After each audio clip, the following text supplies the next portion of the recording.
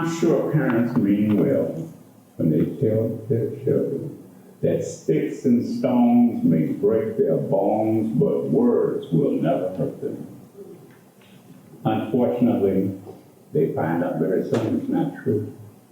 They find out at a young age. Not only can words hurt, but sometimes that hurt can last a lifetime. Probably everyone in this room can recall at least one instance of someone saying something to you that injured you emotionally at a young age. It might not have been devastating. It might have been your hairstyle that day. It might have been the way you danced. Whatever it was, I would bet that you haven't forgotten it. Even after all these years and all your success, even if you enjoy having the last laugh when you ride through the drive-thru window and see them, you still remember it. So tonight I want to talk about the power of words. And I want to talk about it in both the positive and the negative aspects. I have a short story for you. When I was 11 years old, I watched a troubling television news story about a Cuban Missile Crisis. Millennials, you'll have to Google that. I got disturbed and wrote to the President, John F. Kennedy, and asked him, could he resolve this issue without war? Because war would most certainly interrupt my plans to grow up. He actually wrote me back a signed letter from the President of the United States saying, we got this, Vernon. Don't worry, Nikita Khrushchev and I will be meeting next week. When it got resolved, I took a little credit for it. I had some influence. But even if I didn't, my elementary school principal thought enough of the letter to take it, laminate it, and put it in the trophy case of Garnett Elementary School. So not only were the words from the president positive reinforcement, but even the words and actions of the principal, positive reinforcement for young people. I tried to have that same kind of attitude in communicating with my daughter, who was in the audience tonight. We talked to her so much that she was speaking in sentences by the time she was 1.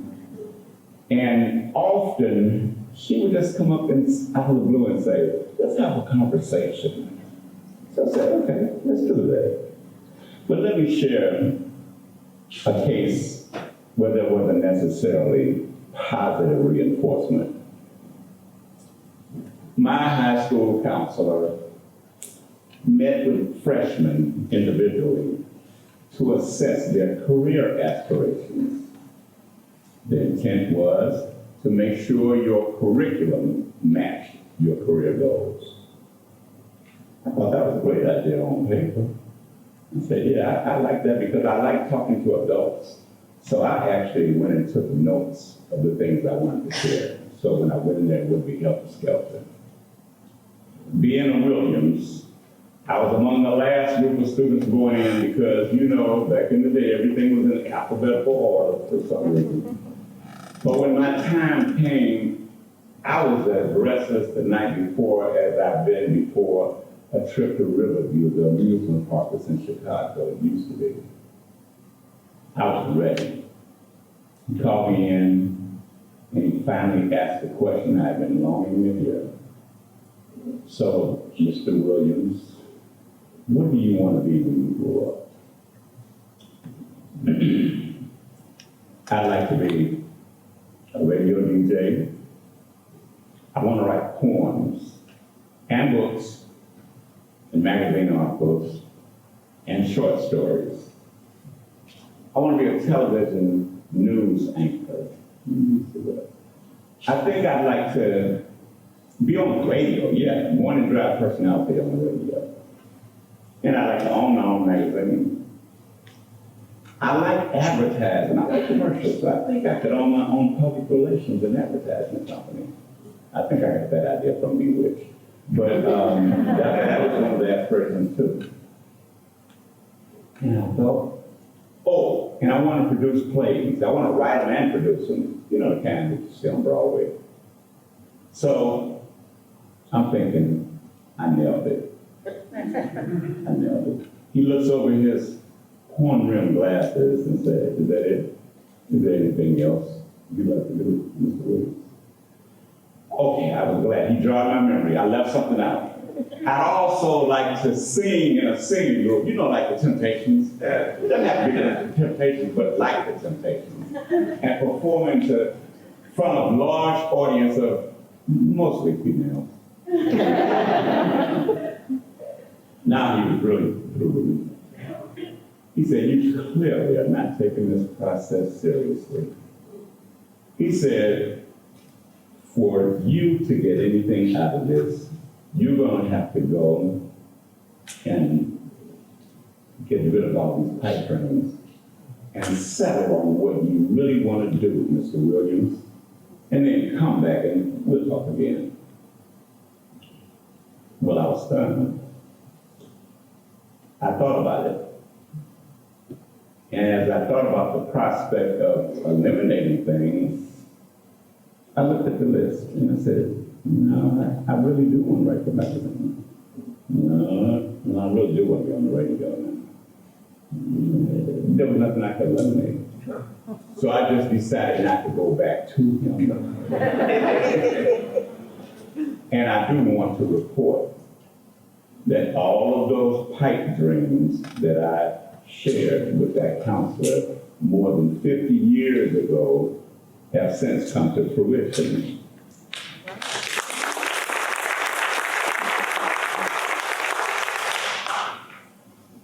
It was an epiphany for me.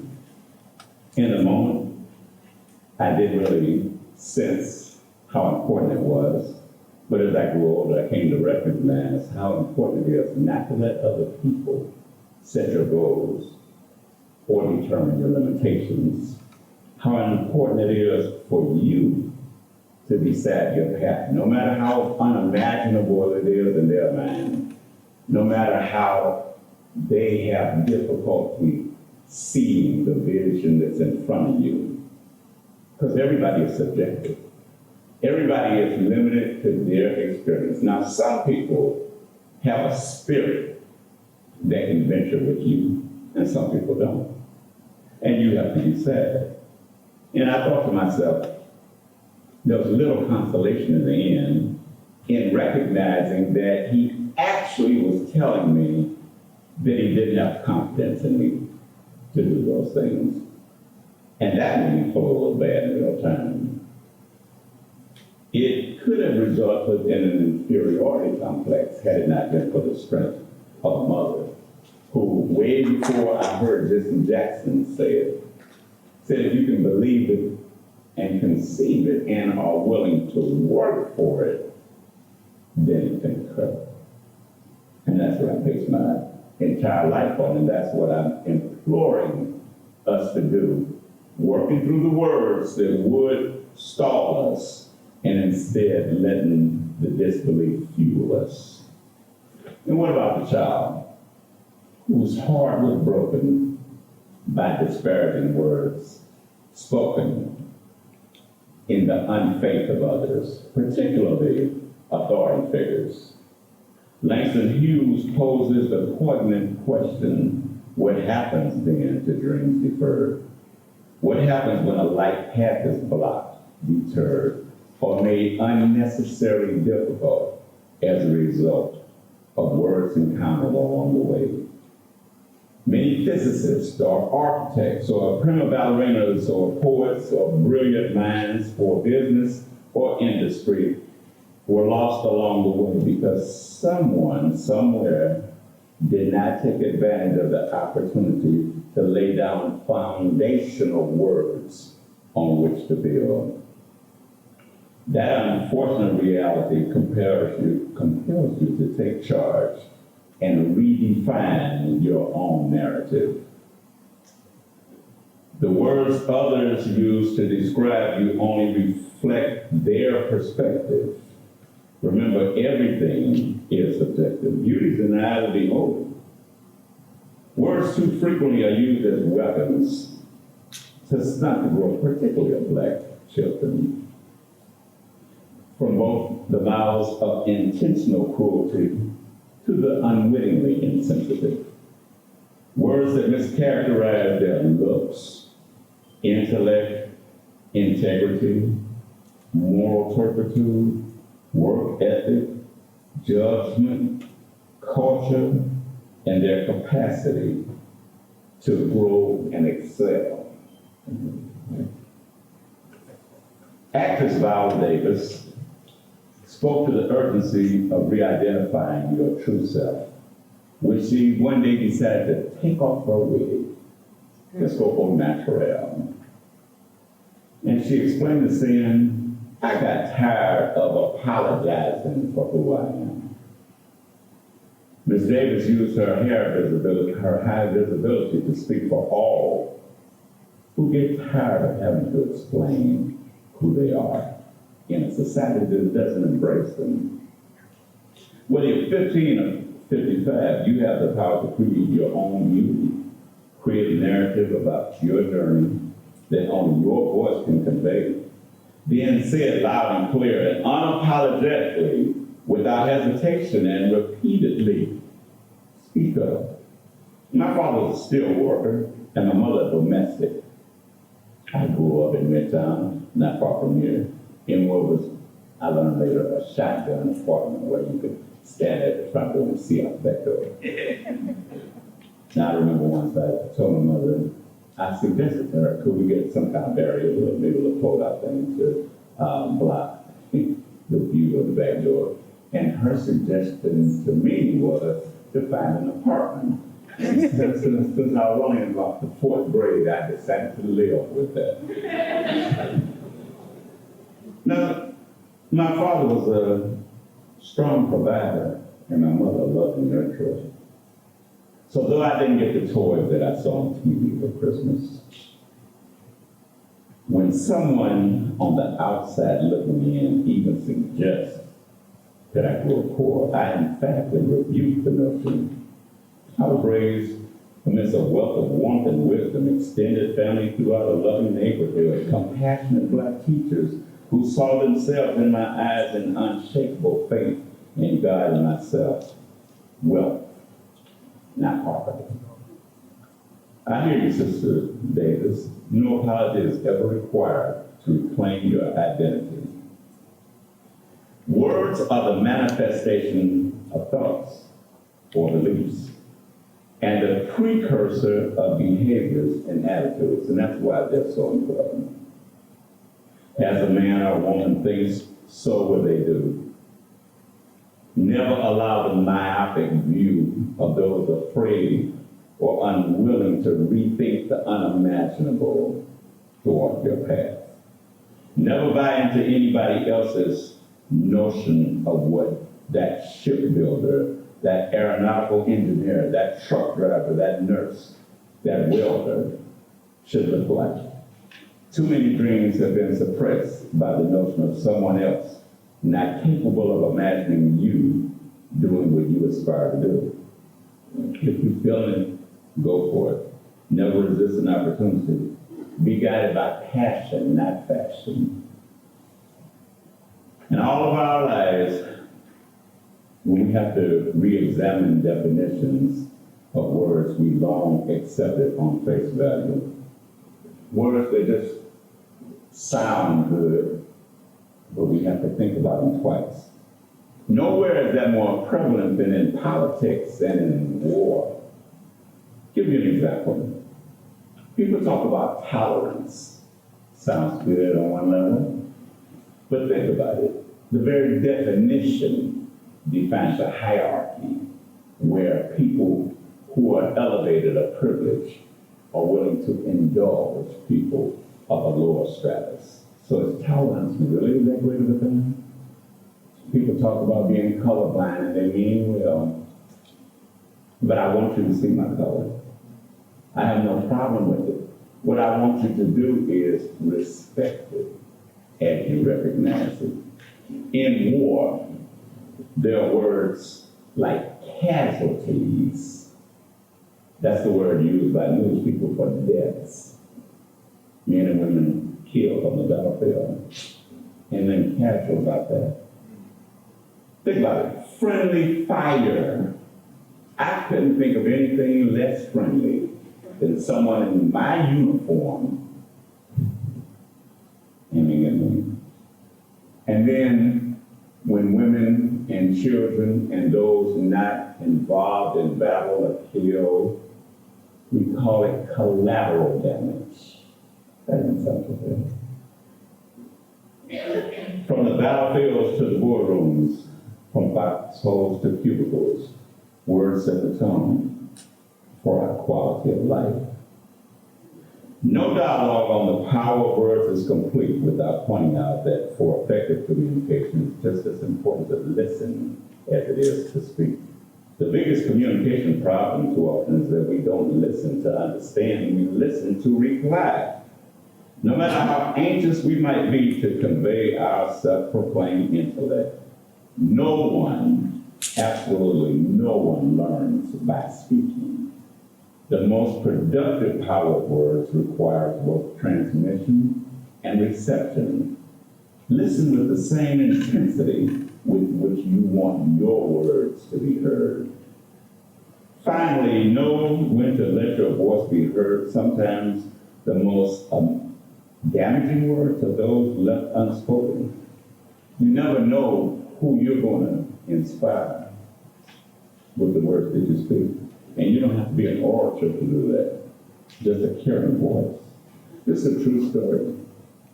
I was on a board, and there was a gentleman on the board that I never associated with personally. But one day I went into the office, and for reasons unbeknownst to me, I wrote him an email, and I just encouraged him, and I told him everything's going to be all right. Now you understand, I had no indication anything was wrong, and we had never talked on the phone or communicated by email. Well, that was in the spring. I never received a response. That fall, we were at a football game, and I heard him call my name, and I went over to him, and he said, "Why didn't you send me that email?" And I could only answer truthfully, I don't know. He said, "Vernon, I've been concealing it. My business had gone under. I was totally bankrupt. My wife filed for divorce. The IRS sent me a bill for an amount that it would take me decades to pay. At the time that you sent me that email, I want you to know, that day I took a pistol with me to work. It was sitting on my desk, sitting right in front of me. I was busy at the computer writing a suicide note when your email popped up. Never resist the temptation to call someone, email them, visit them. When you have that spirit to speak, speak. Words embody the power of life and death. And I want to close with this thought from Betty E., who wrote, "If we understood the power of our thoughts, we would guard them more closely. If we understood the awesome power of our words, we would prefer silence, go almost anything negative. In our thoughts and words, we create our own weaknesses and our own strengths. Our limitations and our joy begin in our hearts. We can always replace negative with positive, and it begins with the words we speak." Thank you.